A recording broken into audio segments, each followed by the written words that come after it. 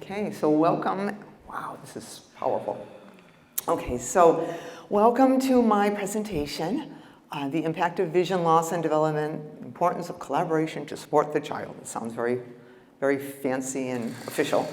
But basically, it's kind of reminding us as either parents or teachers or whatever, that we're all in this together. And you're going to hear this kind of repeating thing and why. So I'm going to give you evidence as to why it's so important that many of us need to be involved. So just to get a gist of who's here, how many are parents? Okay, all right, so we all therapists? All right, a lot of therapists and teachers? Okay, all right, so that's good. I am both, as you can see from my letters, I am a physical therapist and I am also a teacher of the visually impaired. So I'm a kind of a weird double whammy. Everyone says, well, why didn't you go for O&M? And I said, I'm tired of walking, thank you. So I love both jobs, but I am really a full-time TBI here at Perkins. I happen to be in lower school, so it's even better. But my perspective is really very, very holistic. I also worked in early intervention for 20 years, and in that setting, we were completely transdisciplinary. So I did everything. I was PTOT, speech educator, chief bottle washer, and BFF. It was everything. So it does, and if you work in the EI, you're nodding your head, you know, especially if you're in New Hampshire.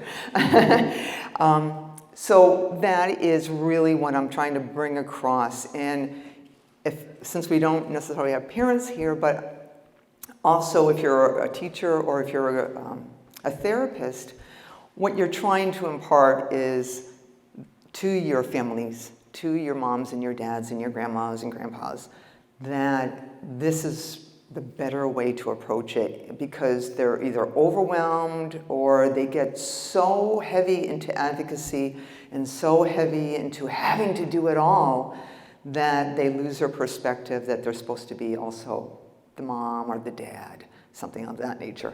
So I'm probably preaching to the choir a little bit, but hopefully we'll give you some input on what we're doing. So the next slide, I'm going to give you a little precursor to it, is purposely going to be black when it starts.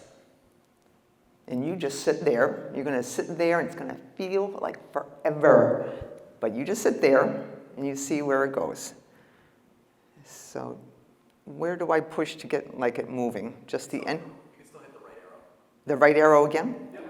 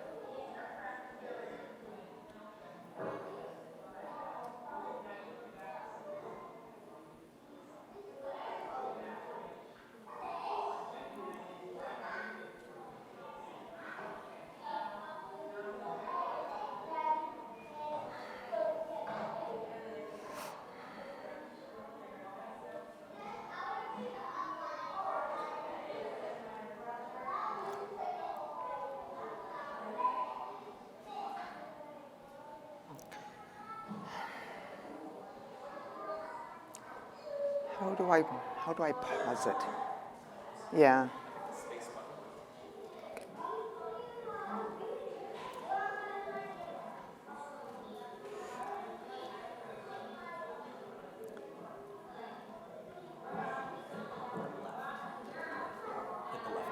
Hit the left arrow. Left arrow? Okay.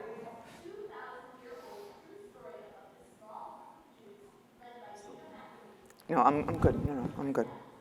Okay.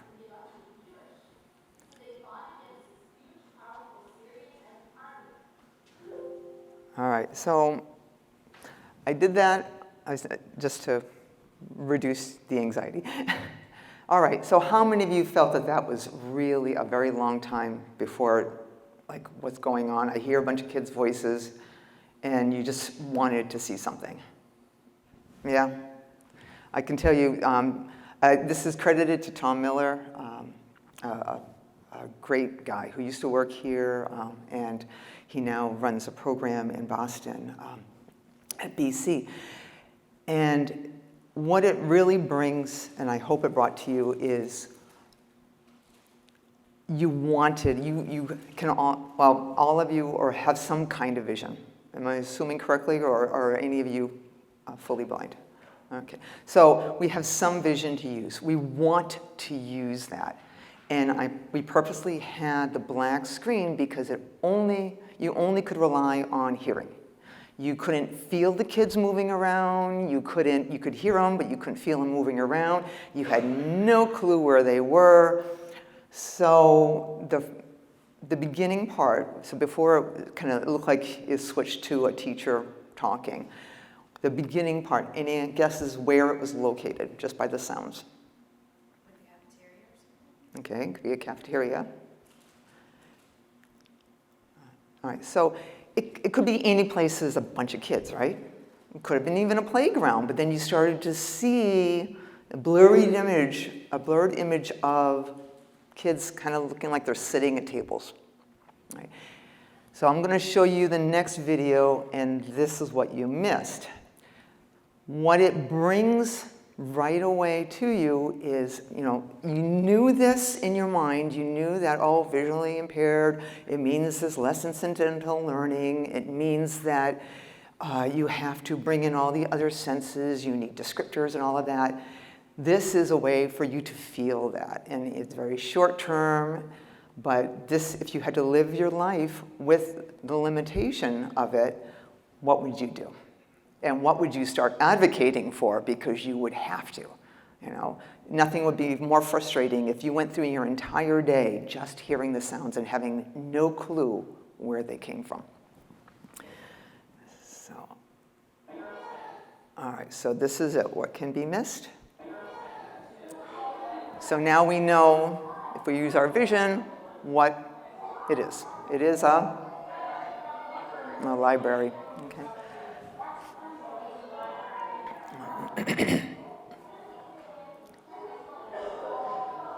So we missed, I'm going to talk over this, we heard sounds, but they didn't have any meaning. What was it? What are they talking about? So they are actually talking about the material that's in front of them. Look at the socialization that's going on. If you were visually impaired, especially significantly visually impaired, would you be getting this information at all? You wouldn't. It just wouldn't be happening. You would be sitting there, being a good doobie and reading whatever Braille book the teacher put in front of you, but you wouldn't be getting this interaction. Or if you didn't, you wanted to get some interaction, it wouldn't be at this level of intensity that you see these kids doing. There is just as much social as not. Now, you look at this girl here, look at where she's standing in front of the table with boys. She was in a different position. She was trying to be more of a leader, trying to direct them. We would have never gotten that by just sound. So it's this whole social learning, incidental learning piece. Now, would your student be reading the information and gaining that and saying, oh yes, teacher, I read the book, or I found a book and I read it, but are you going to be getting all of this other interaction? No, you're not, or it's going to be far less intense. But one of the things I love about this one, where the teacher is doing a story time, I work a lot with students with CVI, and I look at her background and I cringe every time I see it, because it's the most complex color discoordinated picture you can have, the teacher is actually wearing something decent if she held it maybe in front of her, but she's not, she's holding it out. And if I had low vision, would I be able to really see the pictures and really see the print? No way, no way. So unless that student had their own book in their hand, completely adapted to their needs, this would be a partial activity. And if you think about it, any activity that's not modified for our children or students, it is always going to be partial. They're only going to get part of their schooling. They're not going to get the entire thing. So when we as teachers or therapists go to work with these students, we are really having to advocate for that to happen. Geez, I noticed that, Billy was doing this, but he wasn't really doing the same thing as the other students. Is there any way we could get this? My job as a TVI is to kind of do that. I do have some amazing teachers that I work with here who are very well versed in a lot of accommodations, but the thing is that teachers are in classrooms with more than one student, and they have to attend to the curriculum. They have to meet these needs. They have to take care of all the needs of each student and what's going on. So we need to come in and kind of remind, okay, don't forget about this, or can I provide you with this, as opposed to expecting them maybe to do it all. So can I bring something that will expand what you're doing? So that's important. I give credit to classroom teachers. It's a lot of work. It's a lot of coordination. So a good chunk of this talk is the impact of vision loss on development. And all the years that I worked in early intervention, I had to know the developmental sequence. I had to know the kind of the timing of it. And that's how I assessed, were our children eligible for early intervention? Were they not? And then what we could do about it. So I'm going to be talking about development for a typical child, but we're going to talk about what happens when vision loss is in the picture. Now, almost all the kids that I work with have much more than just vision loss on their plate. My kids have autism, my kids have CP, my kids have other genetic issues. There's a ton on the plate, sensory integration disorders, there's everything. There's a very high predominance that any child who has a vision loss of any kind will likely have a comorbidity, another diagnosis that goes with it, or in addition to it. So we have to keep that in mind, but I'm going to talk like we live in a perfect little world and we don't have all of that to deal with. But also keep that in your mind that things that we talk about will have to go a little bit further. Maybe our accommodations have to be a little richer or a little more encompassing, that kind of thing. So, now we'll go through this. So when considering the impact of others in the care of a child with vision loss, the family and their friends will be a constant force throughout a child's life.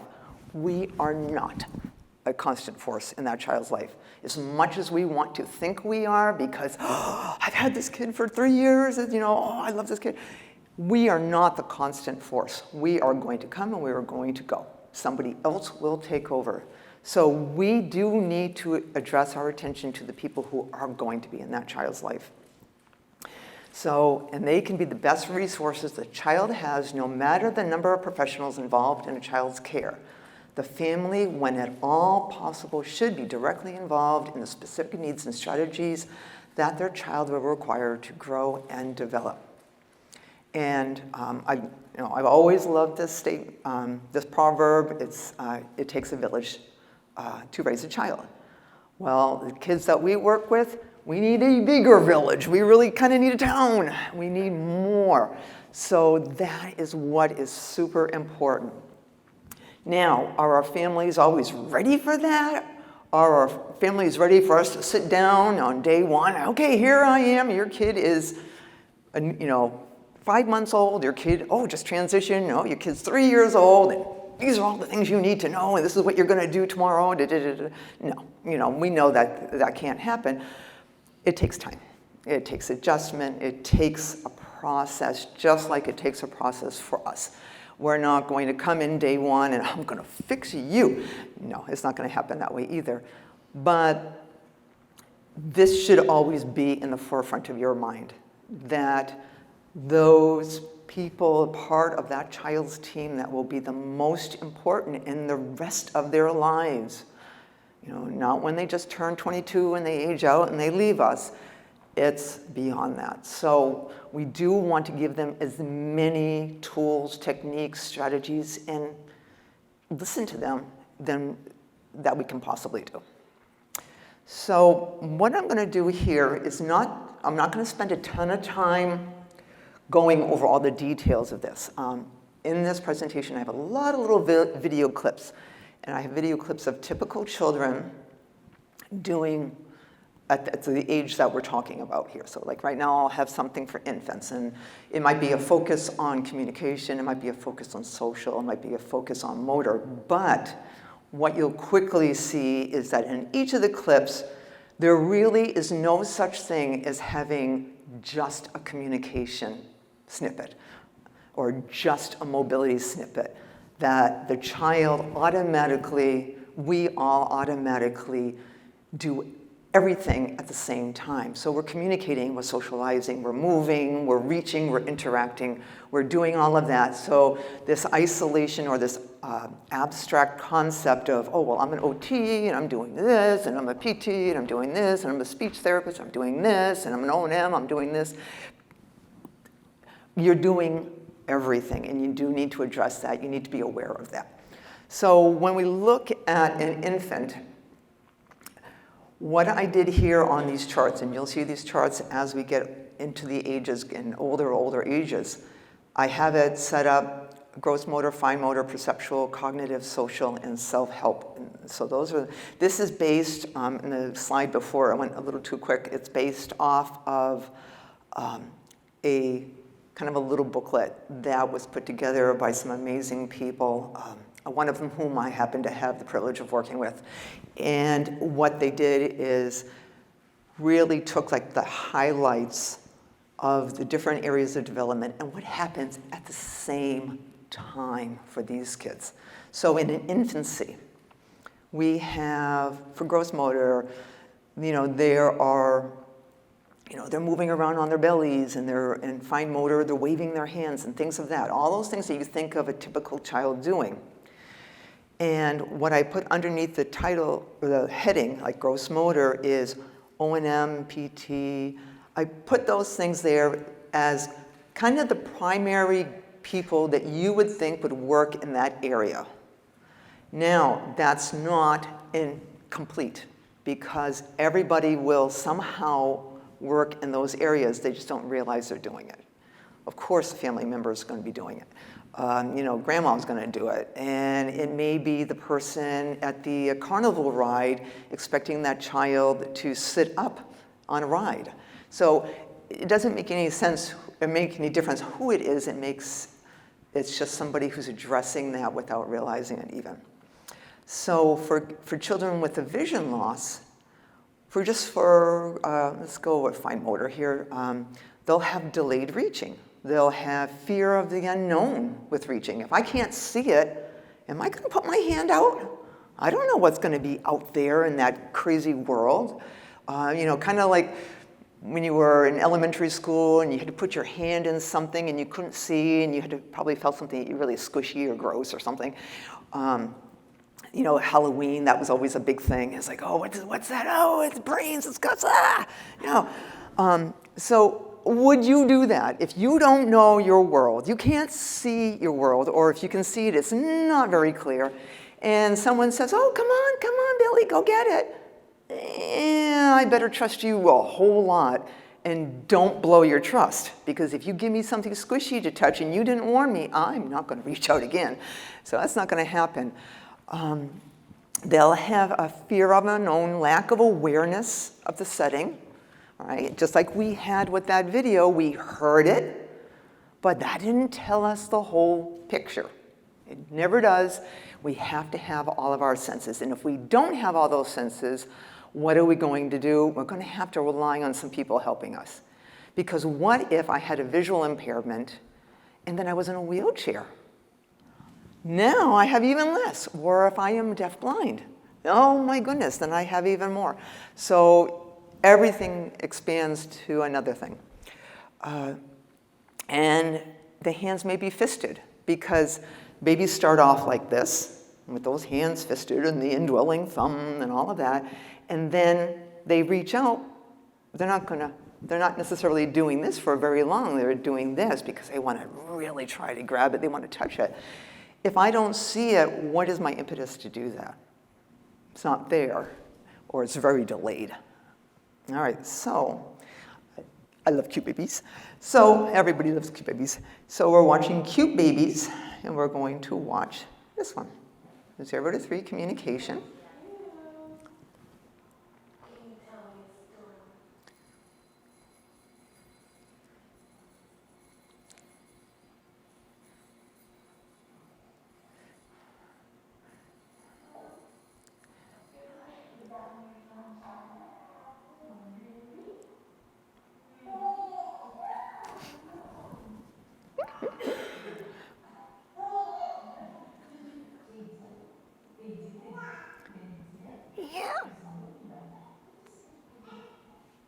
Okay, so I love doing this. So is it fair to say that this was just an example, snippets of communication? Say no. Somebody say no, because what else was it a snippet of? Motor. It was social. It was a lot of things, every single one of these, but they're labeled this way. And I don't want to belittle Pathways. Think on pathways.org had already done these videos, and I just got snippets of them, so it's in the resources. But one did not happen without the other, okay? This piece right here, this last piece of the clip really kind of drives me a little crazy as a PT, simply because the baby's head's bobbling all over the place. I'm like, would you just support the kid's head, for goodness sakes? But it was wonderful. You heard all that beautiful communication, but you saw the movement. I mean, that baby struggled to lift his head up while he was on his belly. And he was doing it as a response to, oh, look over here, what's over here? So if you have a student or a child who doesn't do part of that, then you have to do something extra. Okay, so here's a motor snippet.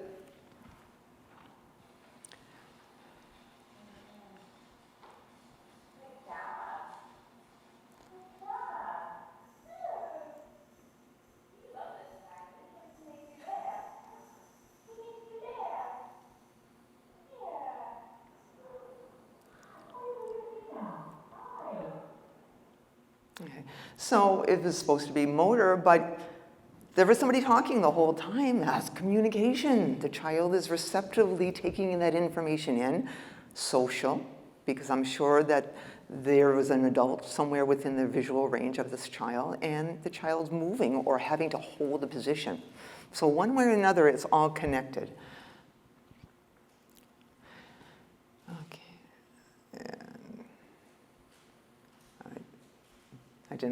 I didn't shorten the clip enough on this one. There we go.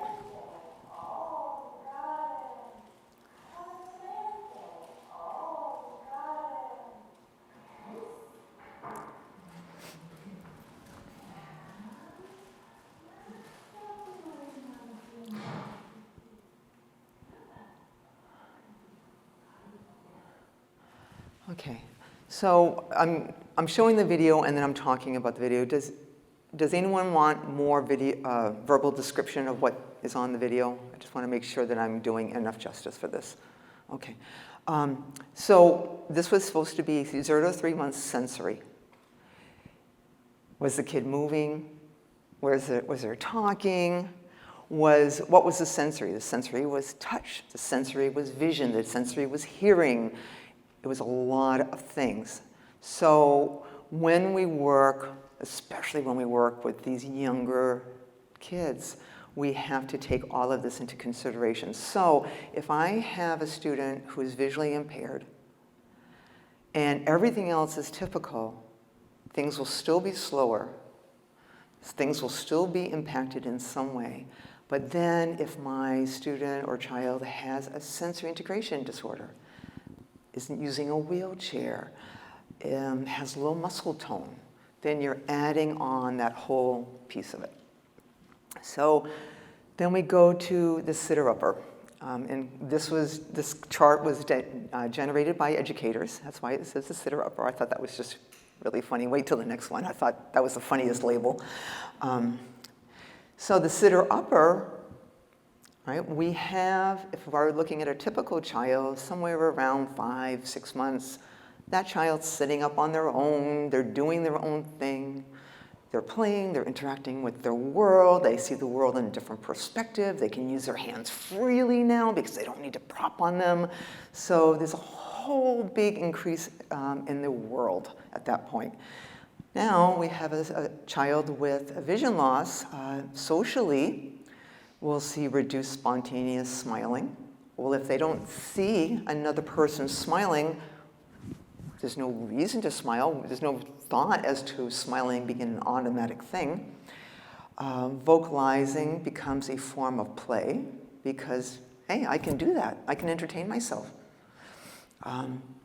Crying when moved or touched may frustrate parents because, you know, the baby is laying there and somebody comes and swoops that baby up and they have no idea what just happens. Oh my gosh, now all of a sudden I'm swinging in the air and am I going to be dropped and what's going on in my world? And if I had had vision, I would have seen mom smiling, coming to me and holding out her arms and picking me up.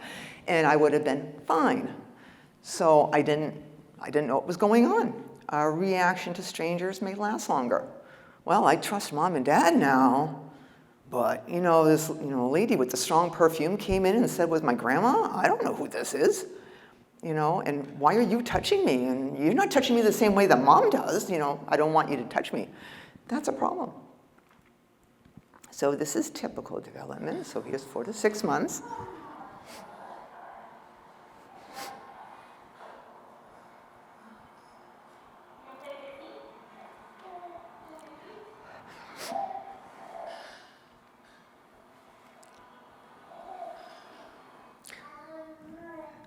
So these are babies rolling around, having a grand old time, sitting up, standing. Look, oh, look, a big girl, she's standing.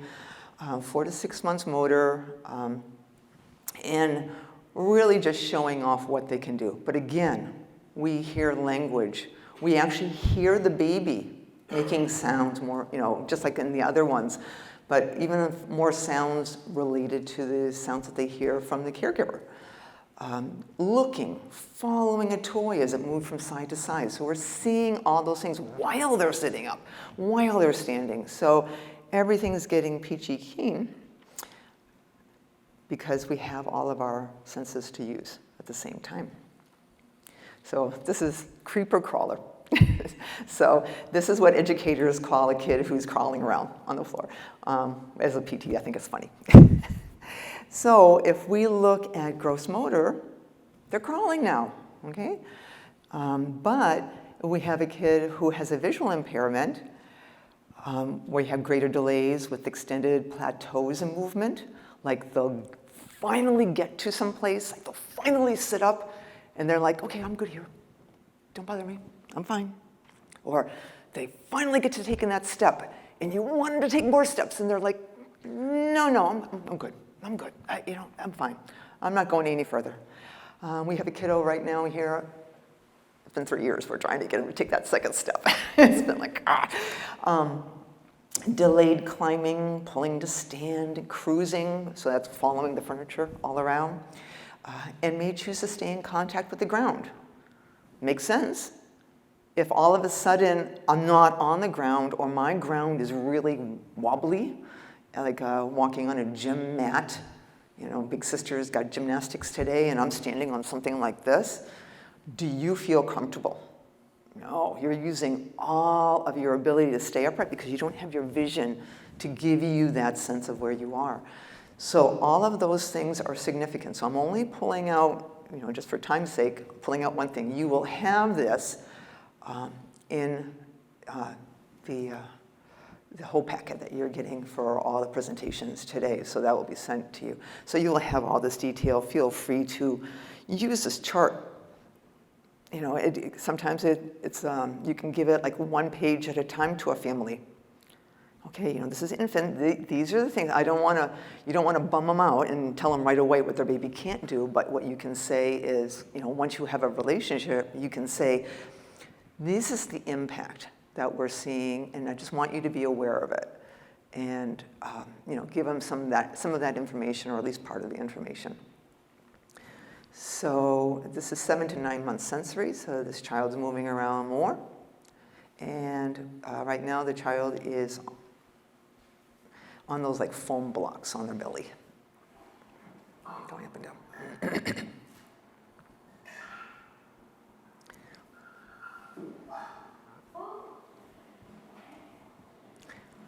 This is so why I miss early intervention. Love it.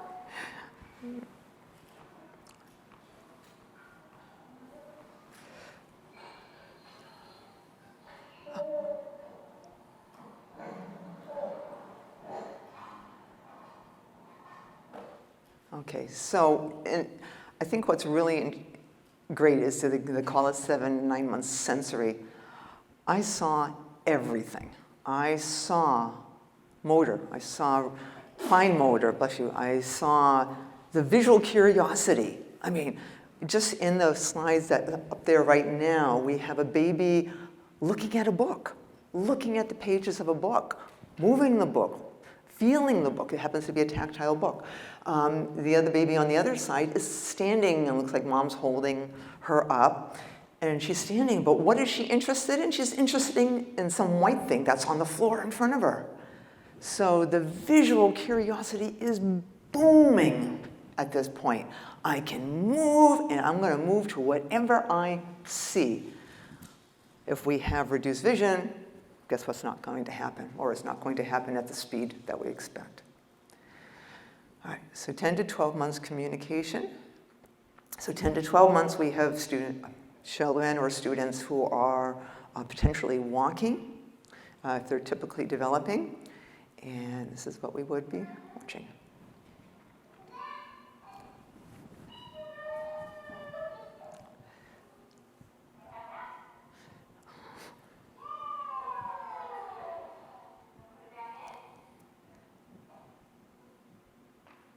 This is one of my favorite times in development. Just love it, because the child can now do so much more physically. They're not bogged down with having to hold themselves up to sit or to stand, to walk around. So now the world is their oyster, and they're moving, and they're reaching, and they're exploring to the max. No fear. Sometimes you wish there would be a little more fear, but there's no fear. They're just going wild. And then we have a student who can't do that or has less capability, and we need to make up for that.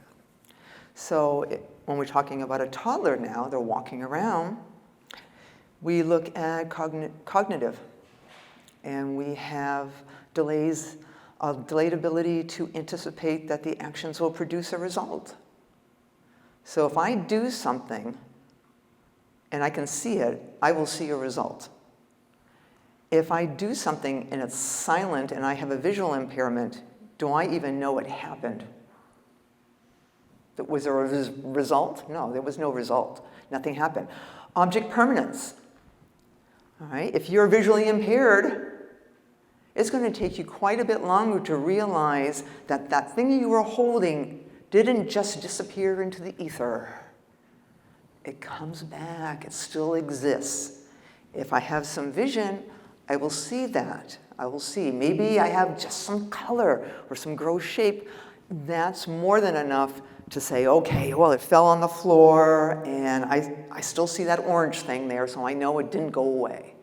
But if I'm fully blind, it's gone. It's history, unless it's repeatedly brought back to me and talked about, and that maybe I can feel it move away and feel it come back. So that much more. And we're looking at people like educators, speech therapists, special educators. They're all involved in this. Hard time finding hidden items when given several choices. It doesn't mean anything. And delays in using common objects without direct use. Because I don't care if I'm sitting in my high chair, if I'm 10 feet away from mom who's cooking supper, and all I see is a blurry shape moving back and forth, I have no clue what she's doing with that spoon, with the bowl, with the frying pan. I have no idea. I can't imitate that. So I need to do it myself. I have to be involved. I have to be on top of it. Explicit teaching, all of that has to happen. I love this little one. So this is 13 to 18 months communication, little one sitting in the high chair getting a snack.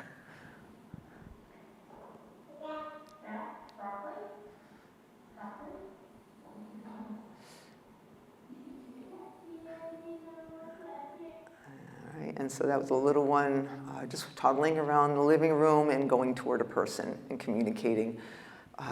The person was waving their hands and saying hi.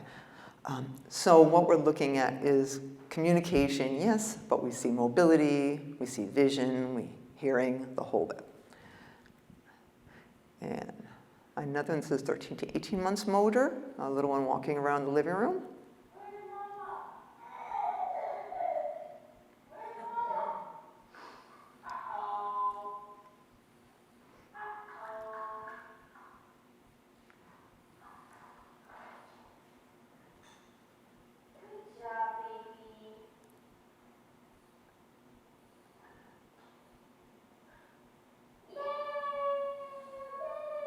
Okay, so this is 13 to 18 months motor on the title, but we have a huge amount of social and communication in all of these videos. At the beginning, it was a little one toddling around the living room with mom or caregiver hiding, partially hiding, behind a sofa, doing a peekaboo game. Oh my gosh, that's amazing, the feedback.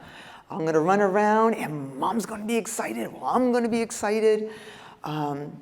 You know, the little kid drops a little toy cup, uh-oh, so there's a response to it.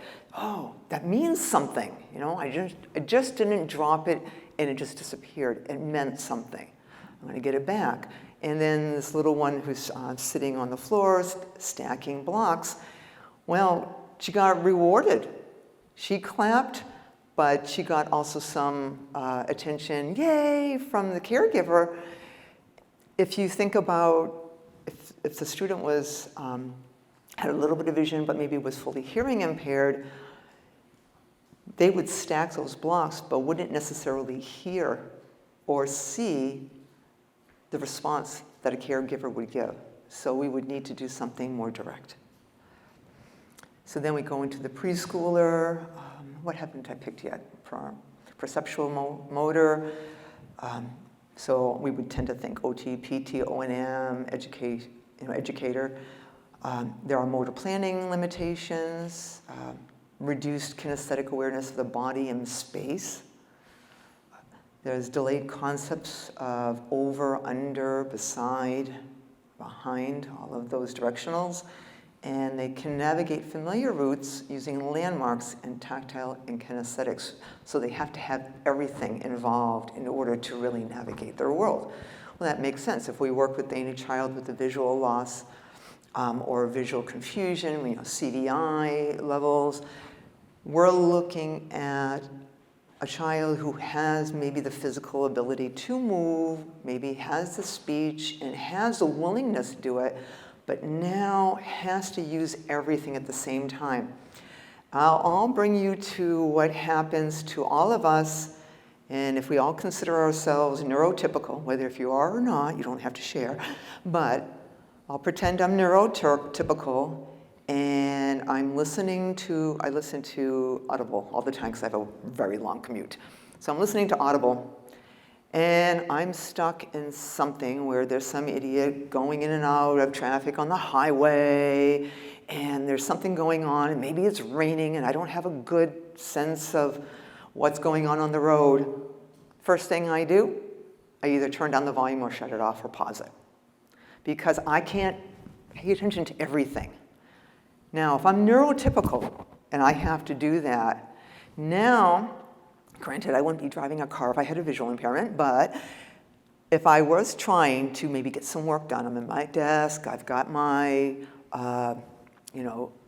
Braille pad in front of me, I'm going to town, I'm putting out all kinds of stuff, and my office coworkers got some god-awful music, in the background, and somebody is telling a fun anecdote about the birthday party they had this past weekend, and man, it's really hot in here. When are they going to turn the AC on? Are you going to really be able to focus your attention? No, you're not. Probably couldn't do that even if you were neurotypical. You'd probably be saying, could you just take it elsewhere, folks? So keep all these kind of things running through your mind. Kind of always put yourself in the shoes of the kiddos you're working with or the kiddos that you have at home, because that's going to get you where you need to be for them. So I'm getting a little preachy, so I won't go there so much. So this is 19 to 24 communications. So they're getting close to that 2-year mark.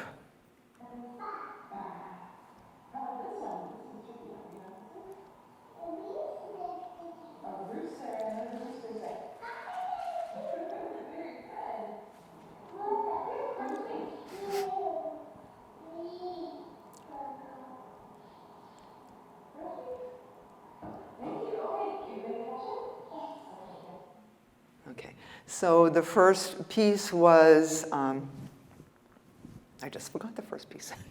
Remind me. What did we just see before this one? Oh, the book, yeah. So, it's like the standard thing for adults to do. What does the cow say? And what does the sheep say? And all that stuff. And because I was in early intervention for so long, I did that a lot. Because a lot of my kids, had significant needs, but I had definitely children who were more just delayed. And we were just boosting up their development a little bit. So I would do that. I would look at, I would show them picture books with realistic pictures and say, what does the cow say? Moo! And I did, some really good animal impersonations. And since I've been here, I've tried to do that.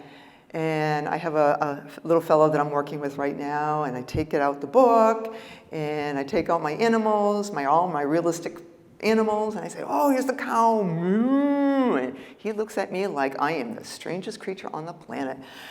He doesn't have anything to relate that to. It just doesn't mean much in his life. So what I'm trying to do is give him some meaning on what does that mean. It's this crazy little, four-legged thing that she's just moving around like this, and it really doesn't mean much to him. I have no clue if he even knows what a real cow looks like. So we have to give him that information. And then the little girl was playing ball with a caregiver, moving the ball back and forth. And what's important is that that little girl could drop the ball, it bounced toward the caregiver. The caregiver reacted to that, and that's what that child responded to. Now, if I say to a child who has a visual impairment and really can't see me or can't make out my face, and they toss a ball, well, so what? The ball's out there somewhere. It doesn't mean anything. So none of my kids care about playing ball, I can tell you. They really don't. And then the school-age child, cognition, we may reason with inaccurate or illogical information. Brenda at the keynote this morning really spoke about the lack of experience or the lack of knowledge being so significant. If I don't have that experience, I am going to have no clue what you're talking about. It would be like me, I'll use my neighbors as an example. My neighbors are from India originally, and they start talking to me about a festival. And I'm looking at them like, yeah, I really don't know what you're talking about. Show me some pictures, give me some materials, something, but just hearing it means nothing. And so many of our kids are just getting that kind of superficial piece of information about their world, and that's not enough. at all. A delayed concept of conservation, that things really just don't disappear and that things can stay around. And if the banana is first handed to me like this and then is given to me in a bowl all cut up, it's still the same thing. It didn't change, miraculously. Delays in classifying objects and people. If it's not seen, not specifically taught to me, this is an apple, this is an orange, oh, this is a pear. Guess what? They're all fruits and they go together. If I don't get that, if I just get a pear for this snack and I get an apple for this snack, why would I think that they match or they go together in any way? And then delayed abstract reasoning, because my life is very concrete right now. It's very difficult to move on. So do we all understand what the ECC is? I'm going to go over it here, and tell me who knows the ECC like the back of their hand? Okay, who knows a little bit about the ECC? Who knows nothing at all or really wants to just hear it again? Okay, all right. And some of you just don't know. Okay, you're not answering. So the expanded core curriculum is very significant, especially significant to anybody who works at Perkins, because it is the curriculum truly designed to address the limitations of education, a standard education for a child who has any level of visual impairment. If we're visual typical or if we have some vision, how we learn is really much, much, much richer. It's much faster. There's that incidental learning that happens because I walk into a strange place, I don't know the rules of that place, and I'll stand there and I'll watch for a while. And by watching for a while, I figure out the rule is I wait for somebody to come tell me I can sit at that table so that I can order. And the rule is that I have to pay for my food after I order it by going up to the counter, not at the table. So I'm seeing all those rules. Has anybody come up to me and told me that? No. I learned it just by looking. So if I don't have that capability, I need to do something else. Same way for any child with any kind of a vision loss, in addition to other issues. So it's broken down into different areas. Assistive technology is what it sounds like, but assistive technology is not just all your fancy computers and your braille note takers and your screen readers and all of these fancy things. It can be something as simple as a slant board and a dark marker, because it's easier for me to see a big bold letter B than it is for me to be handed a simple little pencil on a yellow paper and I write a B and I really can't see it. So assistive technology is anything that makes it better to access. Career education. How many people learned what how many people learned what a garbage truck worker or a sanitation worker did for a living by having them tell you specifically? We watched them, right? When we were little kids, we were really excited when the trash truck's coming, yay! Especially if you were a boy. Apparently it's a boy thing. But we only learned about it by observation. If you don't have that ability, someone's got to tell you. Someone has to tell you what that is. So, and there's a lot of careers out there. I didn't know TBI was a thing until I was working in early intervention, and I'm like, oh wow, this is a big thing. And it became very interesting to me. I went back to school again. So the next slide are two pictures. So just like the first one, it's a light bulb that says career over the top of it, and then around that, talents, vision, goals. Now vision is not our vision with our eyes, but vision of looking ahead. I can't read that. No, I can't read that. What do you think the thing it starts with a G on the right? Goals, thank you. It's all smushed together. Goals, education, interest, values, skills, talents. So that is all part of career. But if you have a student who really hasn't heard a lot of positive things in school, they're struggling to learn Braille. They get overwhelmed when they have O&M and going out in the community. And, when things are too busy and there's too many people around, I get really anxious. Are they going to feel like they have the skills and talents and goals to do anything in the world? They're going to feel overwhelmed with just getting through it. And we need to say, okay, let's look at things that would meet your needs.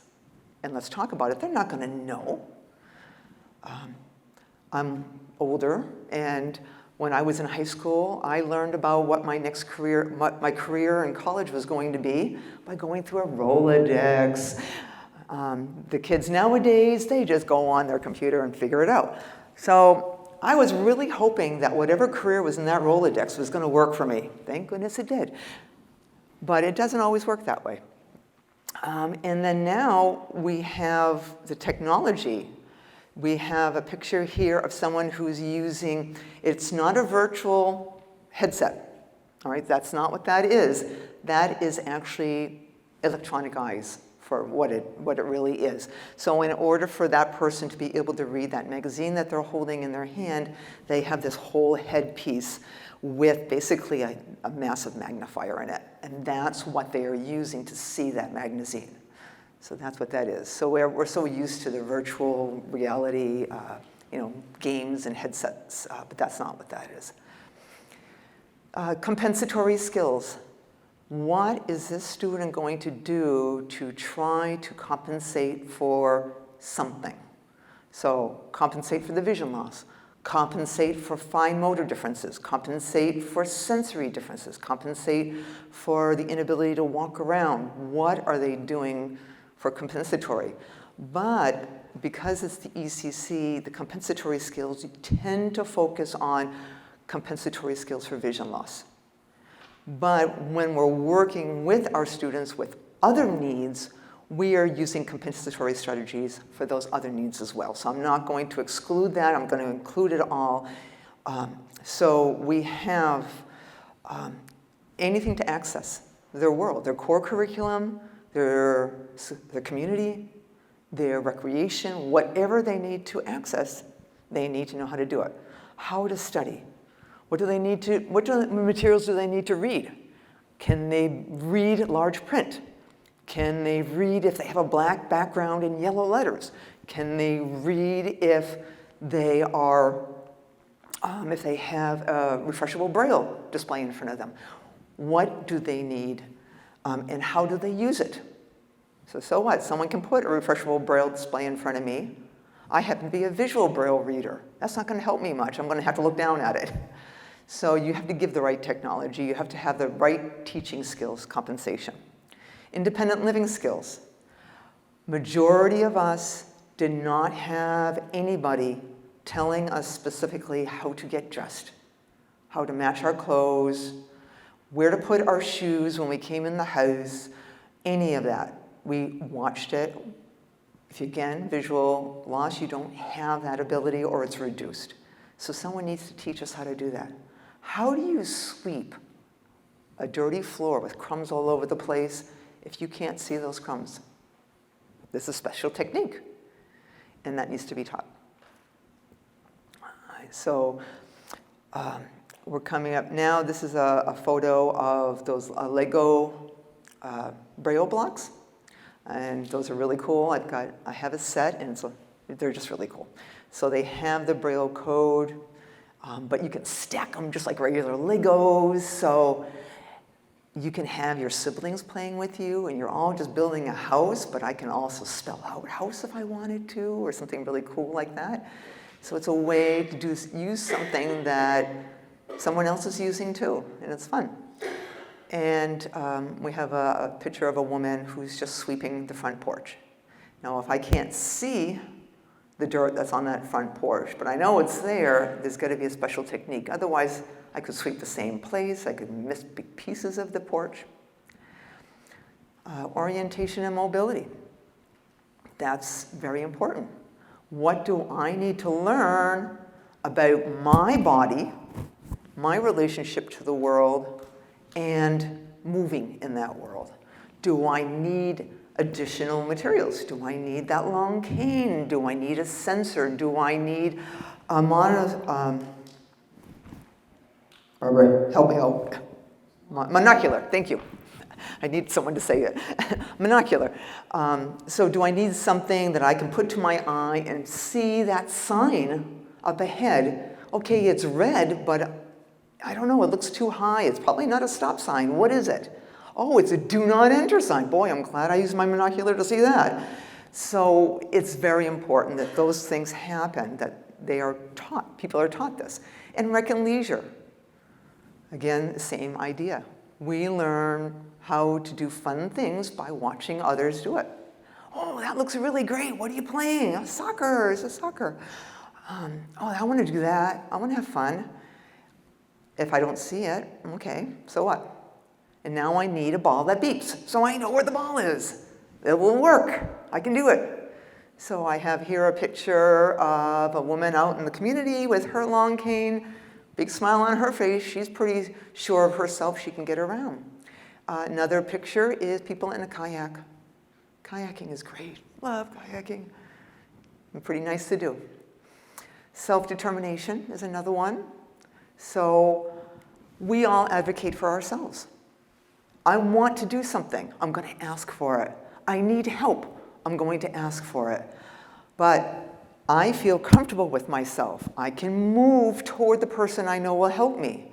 I can do all these things. I know that Billy just got to do it, and it's not fair if I don't get to do it.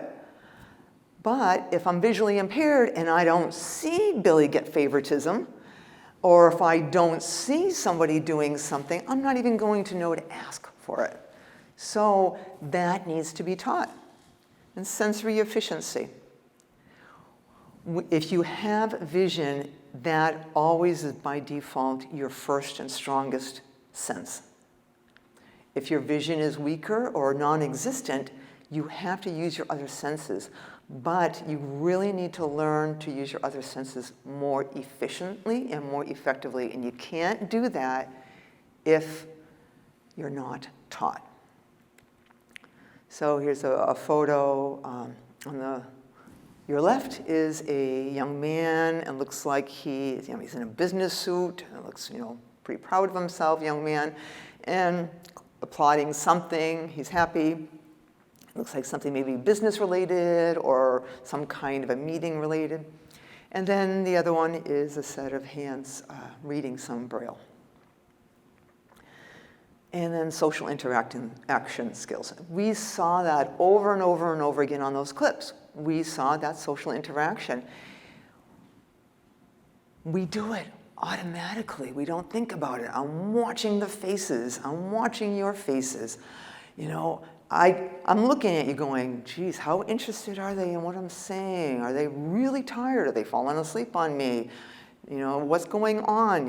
If they're all looking at their cell phone, I'm doomed, that kind of thing. I know what's going on. I am feeling that back and forth. If I were visually impaired up here, I would be just hoping you'd be listening to me. So those kind of things, you need to teach all of that. Well, who's going to teach all that? All right, so here's a picture of, on the left is a social gathering outside. Probably an outdoor cookout, everyone's smiling and socializing. And then on the right, it looks like a little preschool classroom with a teacher, and they're playing with some clay. So really cool. So here's the ECC. So who's going to do all this stuff? Everybody. So you see this common theme.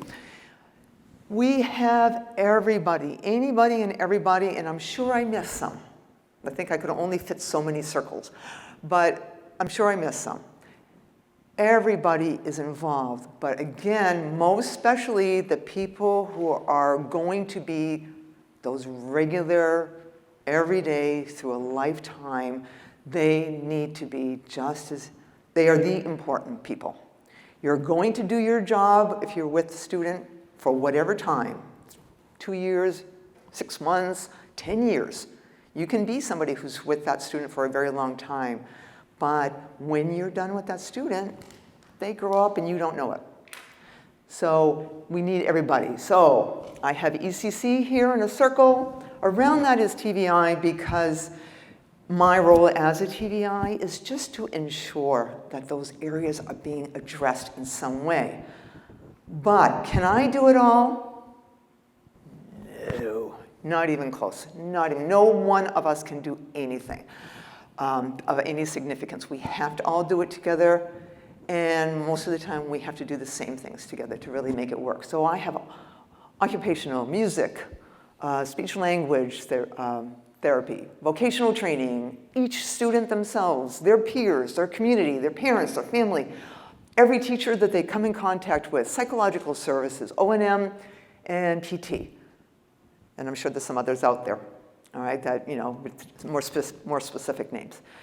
But it takes a town to take care of these kids, to support these kids, to support the families. So that leads us to collaboration. It's very important. What time do I go to? I didn't pay attention to that. Jen, what time do I go to? 3? Okay, so I got a few minutes. All right, so collaboration is a winding road. Is it hard to collaborate, folks? Yeah. Is it effort? You bet. Tons of effort. I work in this setting where we are collaborating every time we see each other in the hallway. Stairwell, I don't know how many times I've been bombarded in a stairwell and just had to stop. And okay, we're doing it. So you have to take advantage of that. You have to do what you can. You have to make special meetings, and everyone's like, man, I got all the stuff to do. The collaboration is so important. I'm probably preaching to the choir. You all know that. But I also want you to realize that it's not just interdisciplinary collaboration in a school setting, that the family, friends need to be included in that, and not just at an IEP, that it does need to happen across the board, because you may be doing the best stuff in the world, and you've got the best program for this student, and the kid goes home and does nothing. And that's a problem, because we have a lot of breaks, all right? I mean, after the holiday break, we've got every 6 weeks, we've got something going on, and then we got the big summer break. So there's a lot there, and I want at least to try to get the family involved to the best of their abilities. So it's a lot. Collaboration takes a lot of work, we all agree. It takes teamwork, it takes trust, inspiration, exchange, assist, support, success, and sharing. It takes everything. A ton of work. One person can't do it all. Sometimes I'm sending out the email to get the team, you know, a group of folks together. Another time it's another person sending it. I don't care, as long as we get together and we talk. It's very important. So we need mutual respect and trust.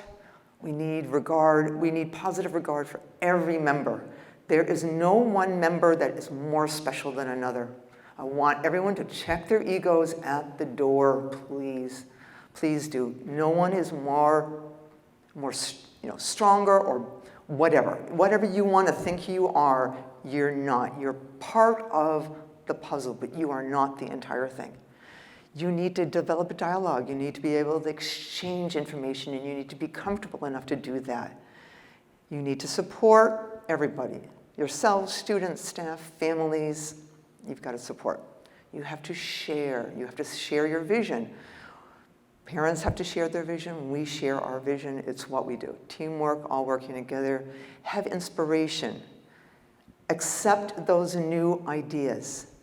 It may not completely jive with what your thoughts were, but can it be included? Can there be a compromise in what you're doing? Developmental. Is it something that's just so out of the ballpark developmentally that it's not going to work? And do we need to educate? Do we need to share? Do we need to slow things down? Or do we need to speed it up? All right, so it takes a village, it takes a town. Every child benefits from many experiences and influences from many individuals. Children with visual impairments, with or without other differences, are more challenged to learn and understand their world. More direct experiences, more people, more explicit information is needed, and we make use of the entire town. We definitely do, day in and day out, and one person should not or can do it all. We must share in the effort, and we must share in the joy. These are great kids. Any questions or thoughts? Okay, thank you very much.